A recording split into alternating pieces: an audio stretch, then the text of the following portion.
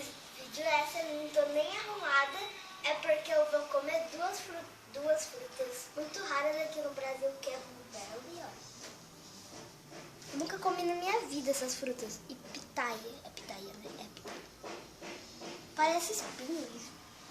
Aquele negócio que tem na floresta, que é meio que um espinhozinho, que eu esqueci o nome. Então, gente, esse blueberry meu pai vai colocar num bolo aqui e é blueberry invertido. Eu vou comer.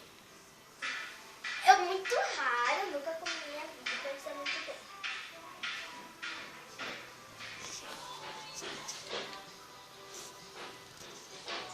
Eu gosto de uva. Muito bom.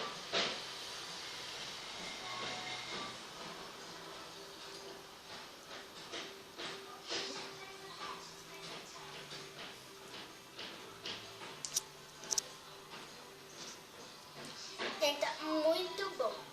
E não se esqueça de deixar o like. Sim. Gente, já que eu comi blueberry mentira, eu vou comer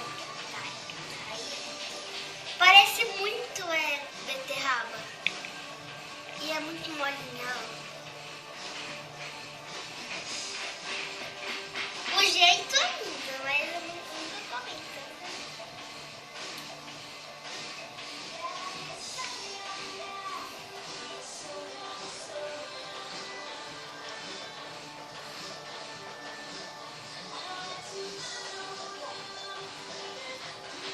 Não gosto de nada, gente. Mas é bom. Dá pra sentir esses carocinhos aqui na boca. Vai ficar característico. Mas não tem gosto de nada. É bom. Mas não tem gosto de nada.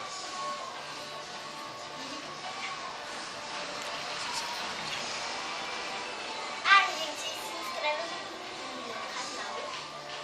Por favor, que tem uns, acho que 2 vídeos. É muito bom. Gente, e é facinho de tirar, ó, essa casca aqui. Ó.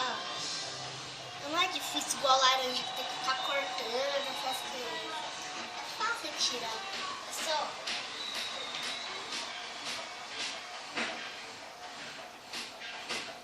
tirar.